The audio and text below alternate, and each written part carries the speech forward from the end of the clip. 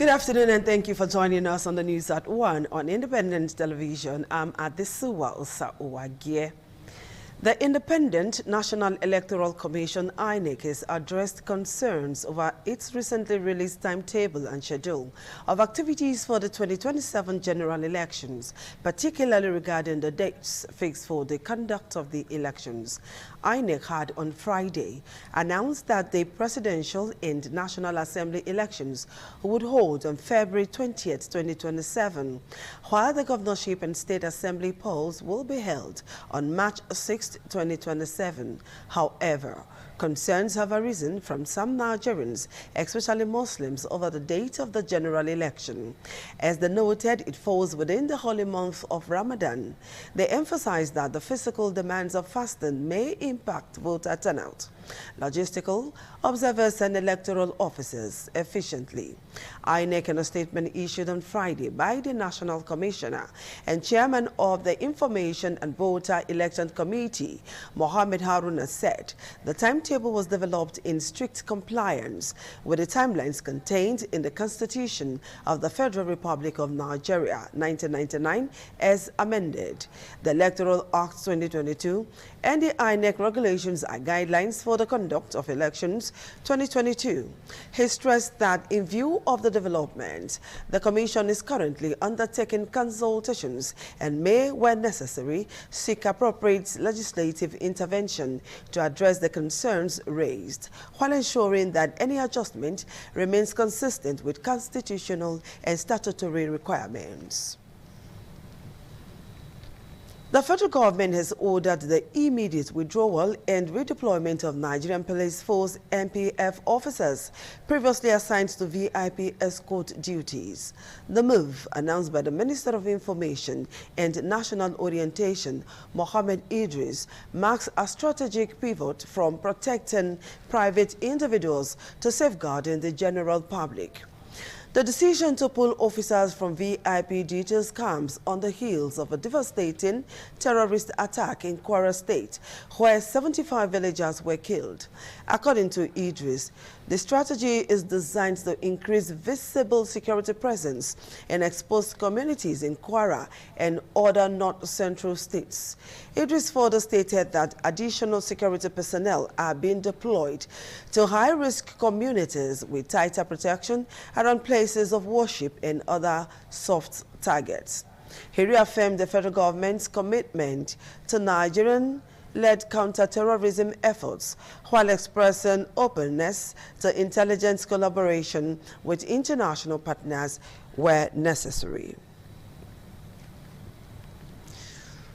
Vice President Kashim Shettima says he wants African countries to build resilient health sectors and shift the focus from reliance on foreign aid to self-sufficiency.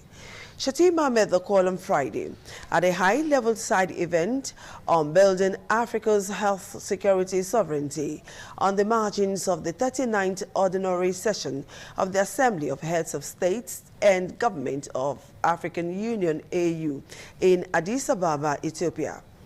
The Vice President attributed Nigeria's successes in responding swiftly to disease outbreak that had overwhelmed the world to strengthening epidemic intelligence and emergency preparedness. He pointed out that the nation is focusing on boosting local manufacturing of pharmaceuticals, increasing domestic health financing, and strengthening regulatory oversight through various initiatives such as the Nigerian Health Sector Renewable Investment Initiative and Presidential Initiative to unlock the healthcare value chain. He said because time is currently in public health, the country is enhancing laboratory networks, expanding genomic surveillance, and reinforcing coordination at its emergency operations centers through the Nigerian Center for Disease Control and Prevention. The Ondo State Police Command has said it has arrested 2 persons suspected to be kidnappers at Ayede community in Akure North local government area of the state. It was earlier reported that some bandits attacked the Ayede community and kidnapped a pregnant woman, Mrs. Mary Jesu Layomi. The victim was later released after an undisclosed amount was paid as ransom. According to a statement released by the Public Relations Officer of the Command, DSP Abayomi Jimo, on Friday, the police command identified the suspect as Okotie and Michael. The State Commissioners of Police, Mr. Adebowale Lawan, noted the importance of intelligence-led operations in combating kidnapping activities. He also commended the operatives for their prompt and professional conduct in nabbing the suspects. The Nigerian Customs Service NCS Sokoto Zamfara Area Command has reaffirmed its commitment to promoting legitimate cross-border trade while enforcing strict measures against smuggling along routes linked to neighboring countries. The command declared that it would continue to facilitate lawful business activities across border ports and combat smuggling without compromise.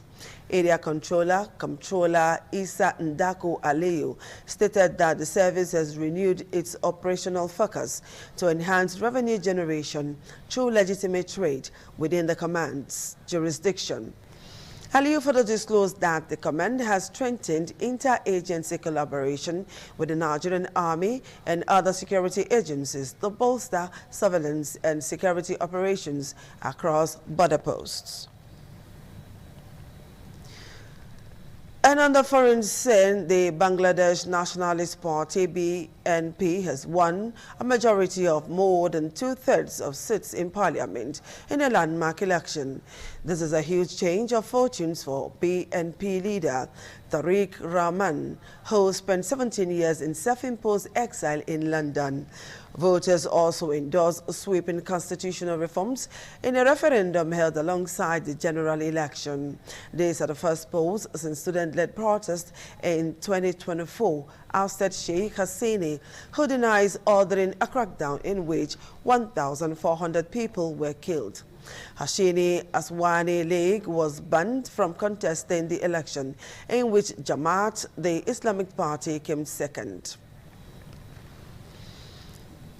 And on business, at least 17 heads of state, the United Nations chief, and several global tech CEOs are set to attend next week's AR Impact Summit in New Delhi, India.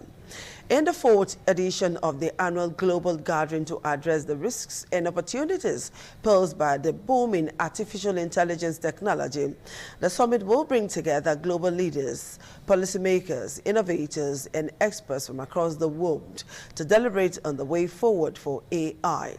Panels and talks are planned from Monday, and on Thursday, Indian Prime Minister Narendra Modi will open the 2-day summit with world leaders.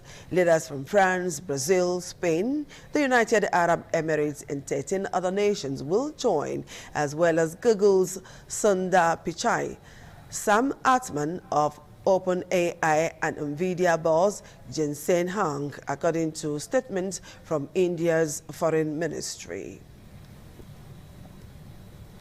Turning to entertainment news now, popular Nigerian chief Hilda Basi has received her 3rd Guinness World Record certificate plaque, making her 3-time record holder. The latest recognition came after her record-breaking achievement in September 2025, where she prepared the largest serving of Nigerian-style jollof rice, weighing 8.780 kilograms. Interestingly, this feat also earned her the record for the largest serving of rice overall. Hilda expressed her gratitude, stating that she didn't plan or feel ready for this achievement, but credited God for making it possible. She shared her emotional journey, recalling the nerves, faith, sacrifice, prayers, and believed that something bigger was happening. This latest recognition builds on her previous achievements, including her first Guinness World Record title in 2023 for the longest cooking marathon, where she cooked for 93 hours and 11 minutes. And now talking sports, NBA star Chris Paul has announced his retirement after being released by the Toronto Raptors. The 40-year-old, widely regarded as one of the sport's greatest point guard, was a 12-time NBA All-Star and 2006 Rookie of the Year. One of only 7 players to enjoy an NBA career spanning 21 seasons, Paul also helped the United States claim Olympic gold medals in Beijing in 2008 and then 4 years later in London. Her career started at the New Orleans Hornets in 2005 and effectively ended after a second spell at the Los Angeles Clippers. He also featured for the Houston Rockets, Oklahoma City Thunder, Phoenix Suns, and the Golden State Warriors, but never played on an NBA championship winning team. He came close to a gold ring in 2021 when Phoenix reached the NBA Finals, only to lose the Milwaukee Bucks.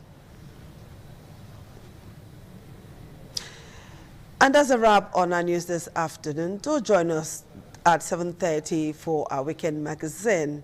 Good afternoon.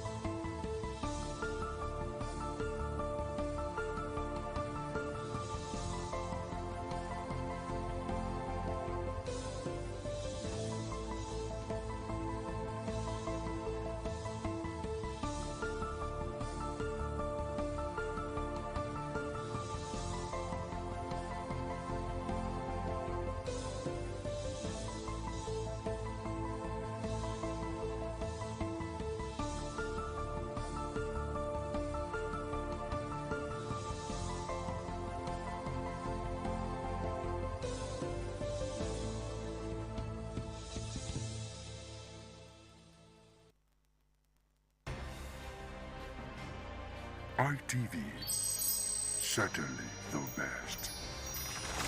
Your love, they make my heart to do your